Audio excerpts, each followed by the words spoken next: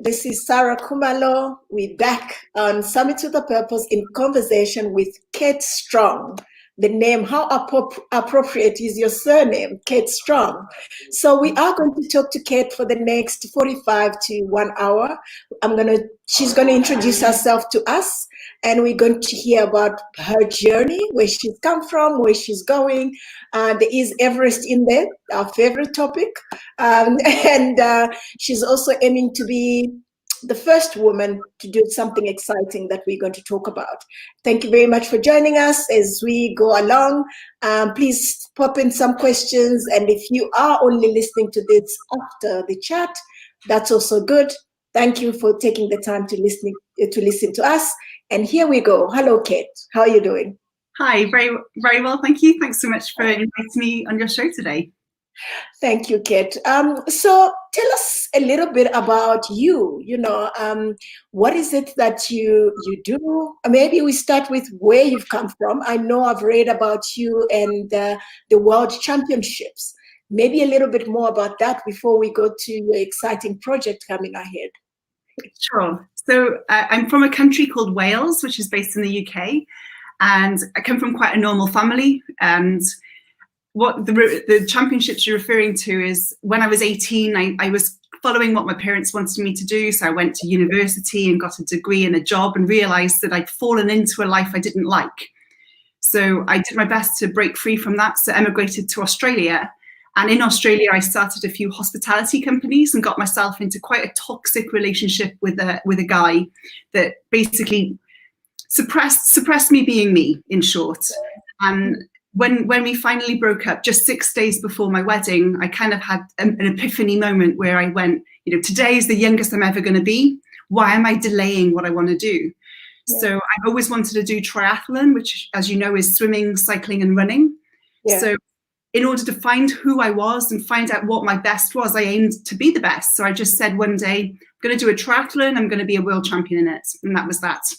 Past 14 months, I actually was.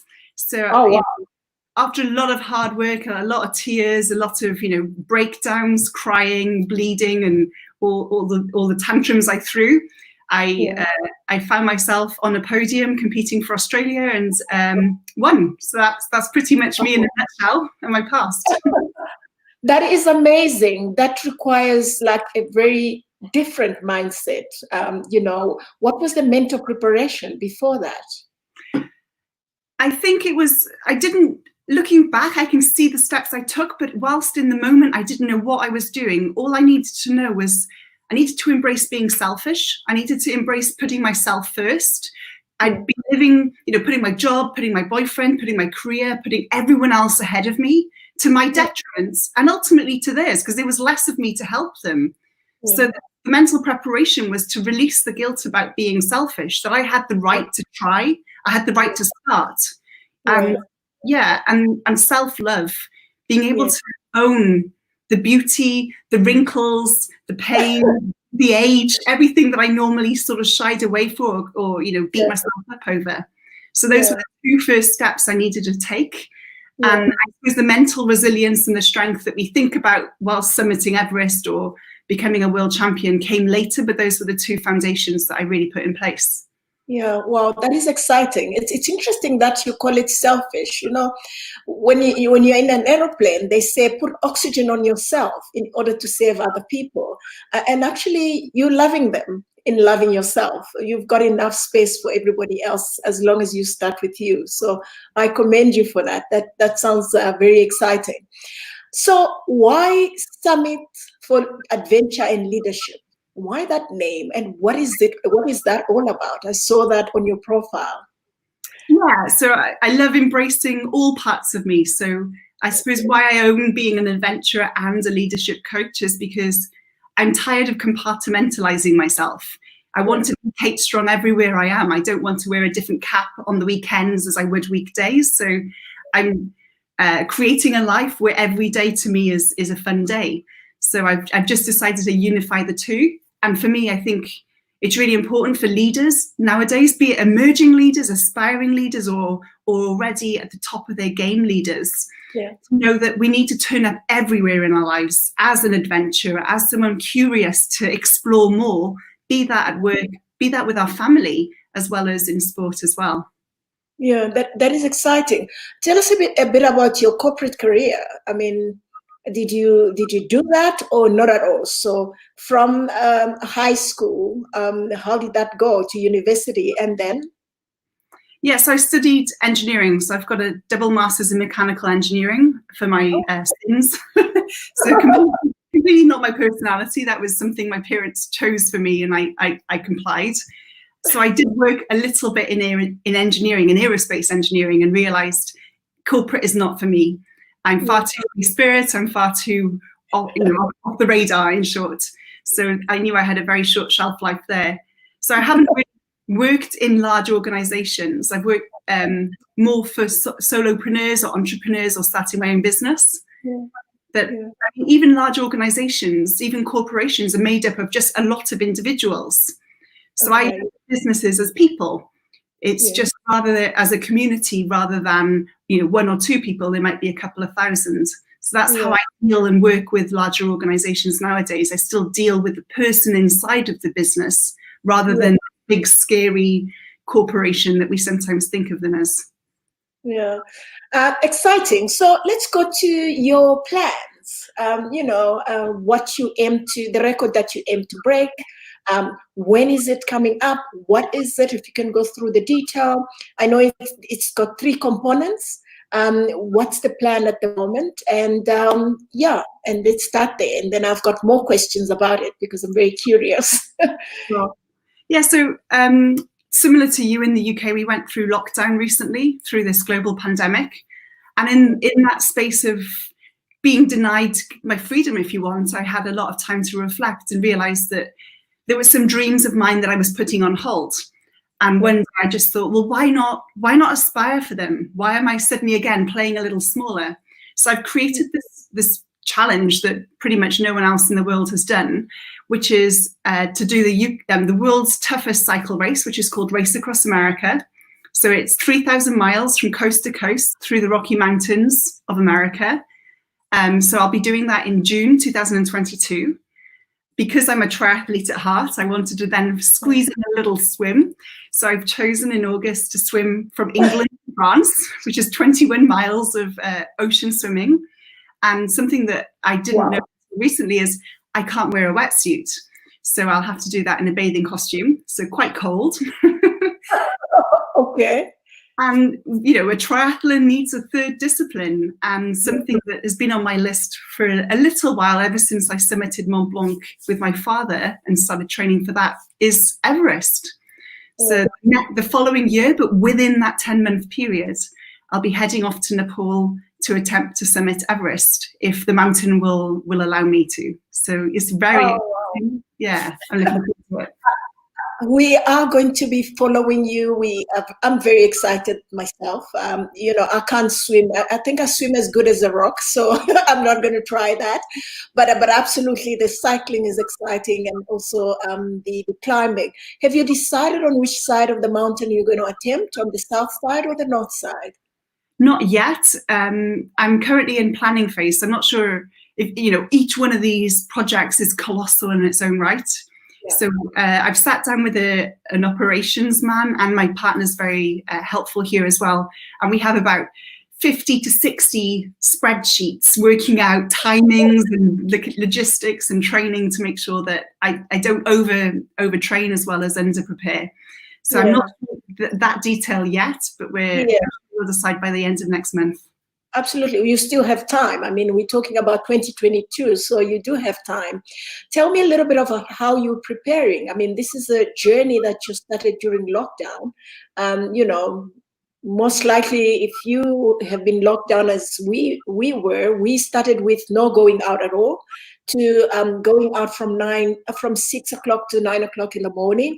And now you can do a little bit of training outside, but you can't go for races where there are groups of people. So how are you training? How are you preparing for this? Yeah, good question. I think a lot of people in lockdown, we focus on what we couldn't do, and we focus on the scarcity and what we've lost, rather than the potential of how we could learn to be more resilient and adapt to it. So something I decided to do was focus on indoor training and focus on the inside of myself, my mental resilience, because I think, physically we can get as prepared as we want, but if we don't believe we can do that, then we're going to fail.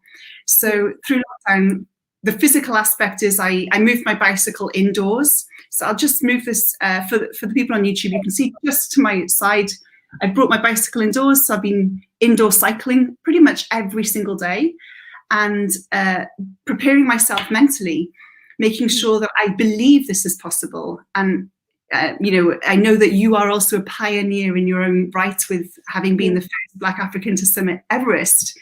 But it's about changing the mindset of, we don't have someone else to aspire for. We don't have that role model to look up to. So it's, how can we believe it's possible if no one else has done it? So I've been really focusing on the inner work of myself, to know that those foundations will support me through everything. Yeah.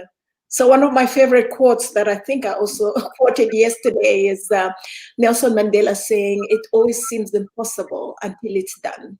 So we're rooting for you, and I'm sure you are going to make it. What is your motivation for the challenge? Yeah, I've got two really strong motivations, if you want, something in me that's burning, and it's hard to put into words because we do things without knowing why sometimes. But one of them is to demonstrate that we live a life without a glass ceiling. Anything is possible if we believe it. I believe a lot of the problems and distress we feel in our life today is solvable if we just elevated our belief structure that we could find a solution.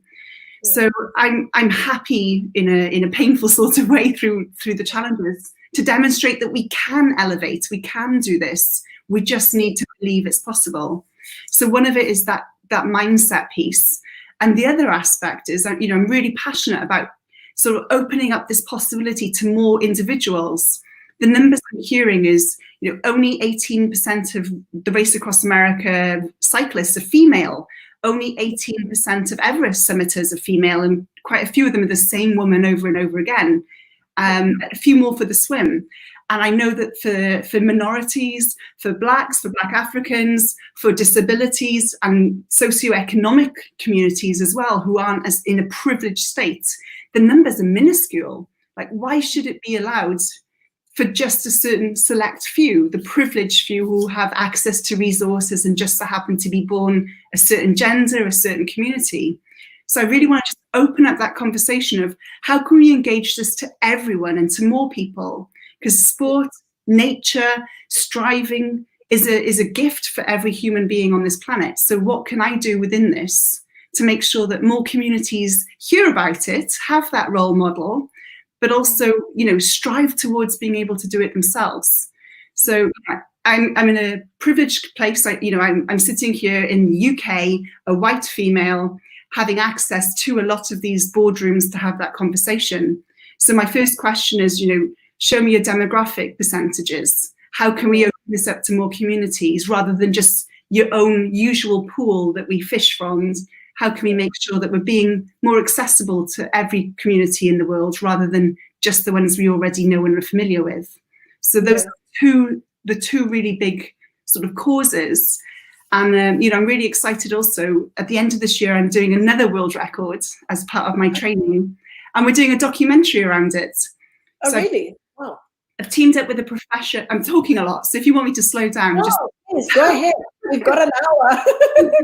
Yeah, so I'm learning, I'm understanding a little bit more about what you're doing. So that's great. Please go ahead. Yeah, so I've teamed up with a professor from a university in Leeds in the UK, because he's done a lot of work about race and racism in sport. And we're going to be creating a documentary about discussing the whole aspect of sport, especially cycling, which is very white men dominated, and discuss why that is so, how we can actually open it up in a fair and equal playing field. So I'm really excited because I'm also learning how to shoot a documentary and how to carry out interviews, and I'm reaching out to really aspiring individuals in this field, both in the academic world, to make sure my numbers are correct. It's not just run by emotion. We're back with data, and also on the street to just stop people in the middle of the road and go, "Hey, have you ever noticed this? What's your thoughts on that?"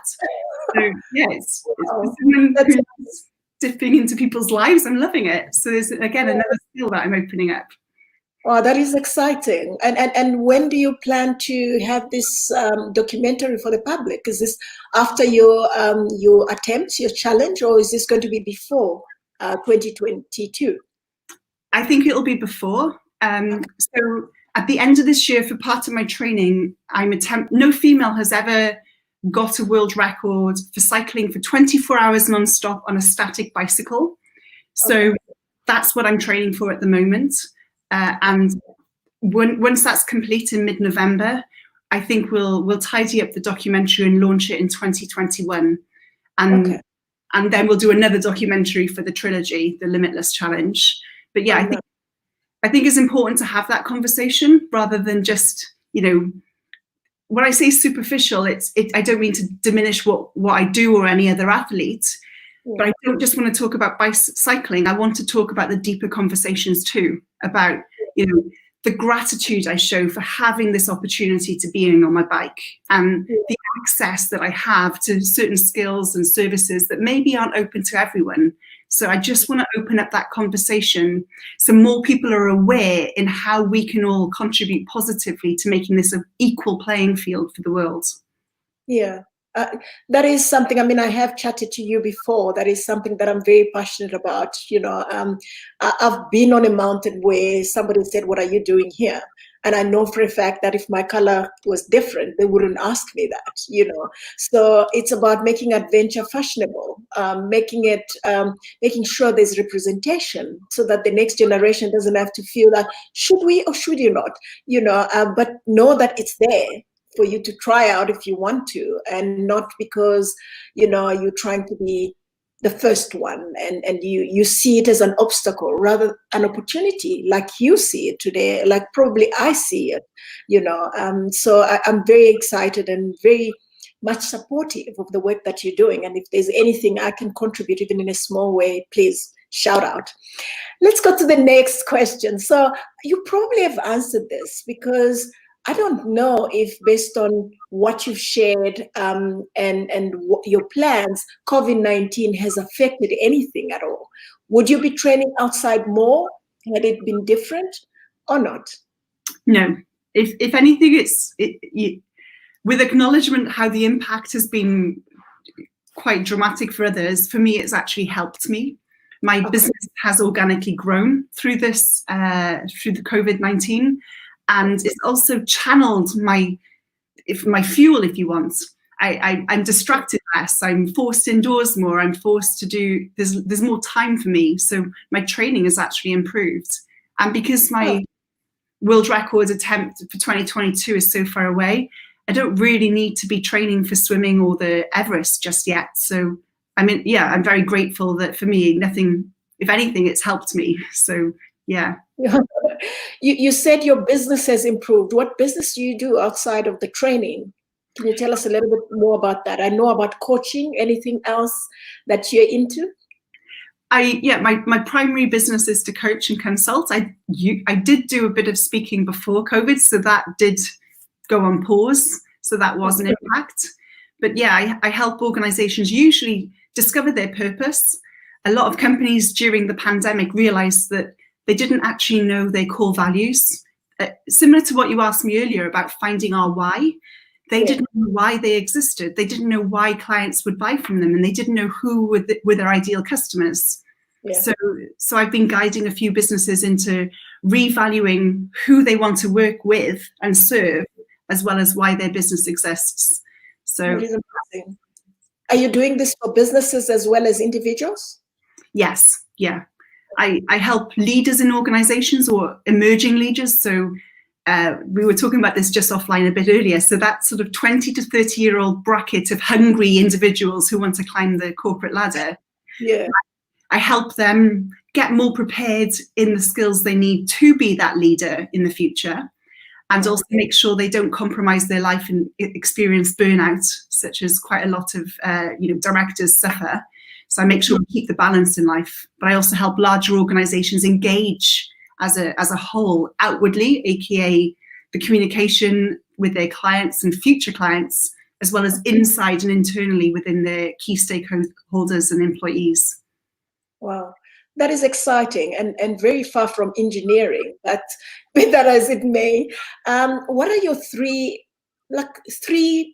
West moments or teaching moments that you've had during your adventures, whether it's when you were attempting for the world championships, or when you were training, or when you are actually maybe on a mountain or during a race? Just 3 moments that were teaching moments for you that you could share with the people that are watching. Yeah, 3 just came to mind.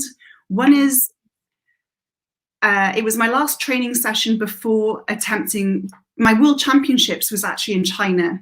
I was living in a remote village in Australia at the time, and because of my breakup with my ex, I didn't have any money. So my village crowdfunded to pay for me to go to China.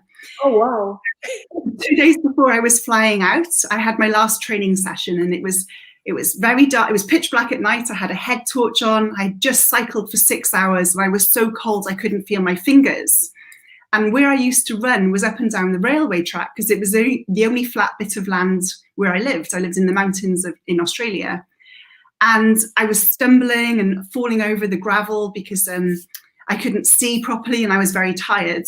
And suddenly behind me, there was a beam of light that shone so I could see more when I was running. And I realized a friend of mine from the village, Brett, had come out on his bicycle, even though it was 10 p.m. at night, to shine the light in my path. Oh, wow. And it was quite a spiritual moment, because at the beginning of my journey, everyone laughed at me. I was the girl who couldn't run a mile, who had asthma, who said she was going to be world champion. And the whole village thought I was the village idiot and I wouldn't go far. But over time, they saw every single day I would turn up committed. And I finally won their hearts by realizing that I was committed to this. And I was this close, so close to actually achieving it, because I was going to be flying to China. And seeing Brett's light shine my path in front of me, I realized I'd inspired them all, and now it was their turn to inspire me. So my light lit up in each one of them the world of possibility, and now it was their turn to help me, because I was struggling. And that's when my eyes welled with tears, and I realized all we need to do in life is just give for giving's sake, because we love doing that. And naturally it will come back to us. And that was just such a magical moment for me on that railway track, running up and down in the dark. Yeah, that is, I'm actually getting emotional. That is such a sweet thing. I always say that you need to be your own cheerleader before others cheer you, but you articulate it so well. Wow. And that was one moment. I can't wait to hear the next 2. Well, the next 2 involve my father. So I was in China and I had just won world championships. So it was a very tough race. It was a 2.5 mile swim, 90 mile bike ride, I think, and then a 20-mile run. And I'd just been announced world champion, and I was standing on the podium. They gave me a gold medal and a ceramic plate. And walking home with my parents, my mother kept saying, "I can't believe it, my daughter's #1 in the world." And my father was holding the ceramic plate. And somehow he dropped it.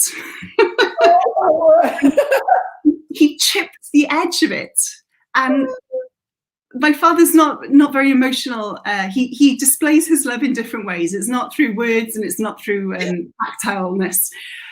And he burst into tears and he said, "Oh my God, I've broken your world championships. You're not a world champion. Let me buy you a new one." And I was laughing, because the lesson I got was, Dad, the world champion is in me. It's not in the ceramic plate. The journey that got me here is what made me, not the ceramic plate. And I've kept the plate purely to remind Dad that we don't need to be proved. We don't need the external to remind ourselves who we are. So I love displaying the plate with a little chip on it, to remind myself, it doesn't matter. You can't break what's within me. And so that was a really great story that my dad still cringes a little bit about, but I'm sure he'll get the message one day. Oh, wow. That is an amazing story. How old is your dad, if I may ask? He's 72 now. So that was wow. 6 years ago. So yeah. Yeah. And are you the only one in the family? I've got a younger brother as well. Okay. Wow. What pressure. Older sister with a world championship. Do you want to give us a third one, or should we go to 3 aha moments? I'll give you a third one very quickly because it does involve a mountain. So my father had given up on one of his dreams to climb Mont Blanc. And when he turned 70, that's when he realized it was now or never. And after speaking with me, I said, I'll do it with you, and I'll hold your hand, and I'll make sure that we can do it together, so you don't have to give up on it. So last year at 71, he did summit Mont Blanc. And I think you've climbed Mont Blanc, have you? No. When I went there, the season was over, so we couldn't. So we climbed mountains around it. Yeah. Okay. Well, one day, please come over and we can climb it together. That would be wonderful. Absolutely. That's a date. Absolutely. I would love to. Yeah. That's an amazing 3 and very inspiring. I absolutely love the lessons behind all of them. And it's something that we could actually take as individuals in our personal lives as well. And what about 3 aha moments? 3 aha moments. Yes. Sorry. Could you give me an example of one of yours? I think for me, it's going up Everest in 2017, the year that I was left for dead in the death zone. Going up, one of the things that I realized is it didn't matter how dark it was. The stars that were shining around me and the moon inspired me so much. I don't know, everybody talks about the sun rising up and how beautiful. So maybe because I come from Africa and I saw these stars and I was just mesmerized. It looked like stars that I had seen in cartoon movies, like I could just walk up there and walk with the stars and touch them. And it was just emotional, even though I hadn't summited. And just made me, it's one of the many small things that kept me going after I hadn't summited during that year, after going so close and yet so far. And that even today tells me that I can learn anything from any challenge, whether I succeed towards my goal during that time or not. It's just being grateful for the little things in life. So that was an aha moment for me. Yeah, that's absolutely, beautiful. I got chills when you were talking about it. That's amazing. Yeah, anyway. So do you want to give us at least one of yours, or can we move on to the next question? Yeah, I think for me, one of my aha moments was when I did my first Ironman triathlon. I was petrified because I built it up into this huge mountain of, a huge feat of human endurance. I was so nervous I actually wet myself just before starting my race. I was wearing a wetsuit, no one knew. And as I started to swim, something must have clicked in my head. I had a aha moment of, I am an Ironman. I'm doing it. Just one stroke at a time. It wasn't as hard as I had imagined. And it's similar to climbing a mountain, just one step at a time. We don't jump to the top of the mountain. And in that one stroke at a time, I realized I was already there, wherever there was. And I let go of any expectation or pressure. And I just, again, I'm very emotional. I burst into tears. My goggles fogged up. I had to stop swimming to clean them out. But when I realized no goal is, I don't need to wait to get that gold medal. I don't need to wait to be at the top of that mountain to realize that, it's magic here. The path is the journey, not the destination. Absolutely. You know, that the one thing, so I am competitive, you know, and one of the things that shifted is realizing that the person I need to compete with is who I was yesterday, and not anybody else around me. And that saved me so well, compared to the time when I was looking around and everybody was better than me and I needed to be that. You know, you get there and you have to do more. And the reality is, you know, we are uniquely extraordinary, unique, and nobody can do me better than I can. And I think that there's beauty in realizing that. It's liberating. You suddenly feel free, because you know that only you can be the best, of who you are, and nobody else can do it better. Um, what advice would you give to a younger kid? I would say care less about what people think. That's a good one. That's a good one. Oh, wow. Yeah, that's a good one. We do, don't we? Um, what pushed you to actually decide that you have to live an extraordinary life, as you call it?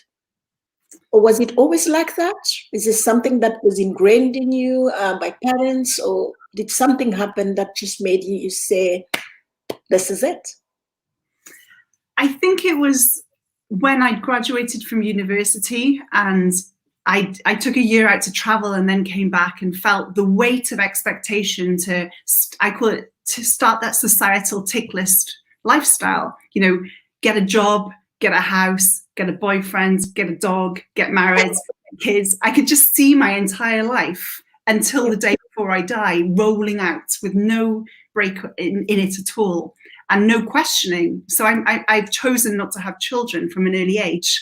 But if I followed this program, I couldn't even choose that.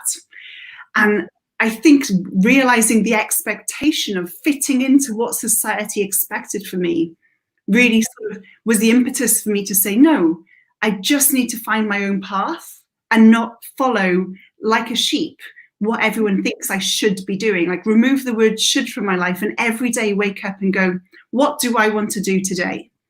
What can I do today? And what can I choose to do as well? Yeah, yeah. And, so just following on to that, what legacy do you want to leave behind? That's a really powerful question. You are one lady that I really am inspired by, because your legacy already is enormous, that you're bringing education to the masses, and your legacy is something that I really am using as a point of inspiration. And yeah, so I'd love people to look at me and go, Kate lived life to the max and has left the world a better place. What that looks like specifically, I'm unsure yet, but I'm exploring it, but I'm in no rush. That's something I've also learned along my path. As long as I'm in the conversation and on the journey, the answer will find me at the right time, rather than trying to force an outcome today. So yes, I do want to leave a legacy, but what that looks like yet, I'm not sure. So if something that you hear in my voice or in what I share stands out to you, please let me know, because I'm sure you could help me. You're doing well. You are leaving a legacy. I mean, how many people can claim that they have actually attempted, not even won, a world championship? So I think that is the legacy. There's a young girl out there that's saying, I too can do this. There's a woman out there that's in a bad relationship that's saying, I can break free and be me. So that is, don't underestimate that. You're already leaving a legacy right there. But I'm sure with given time, you're going to leave an even bigger legacy, but you've started and you're doing well. And I'm inspired by that. So thank you. Kate, we're almost coming to an end. I would like you to maybe leave a few words for our listeners. So most of them are hikers, some of them are mountaineers, but it's really ordinary people. I don't believe people are ordinary, but it's just people, trying to do their best and leaving the world just a little bit better in their own way and in their own spaces. What wise words can you give from your perspective? I'll bring some words of inspiration that, as you know, just a few hours before this call, I was on a bike ride myself with my partner. So once a week we go out for a freestyle. I call it freestyle. We just do what we want on a bicycle. And And we realized we were thinking about the future. So something I really want to get people connected with is the present. The present moment is in the space of all the power. In this very minute now, this is when we're creating the future. And a lot of people, especially hikers or people striving for something a little bit in the future, we're not living now. We're living into, oh, in half an hour's time, I'm going to be at X place, or in 6 months' time, I'm going to be climbing that mountain. And we forget to stop and look at where we are right here, right now. So I just would love people to let go of the future. It will arrive when it's ready. We're in no rush, because I'm not in a rush to get to the end of my life, because I know what that's waiting for, and that can take as long as it wants.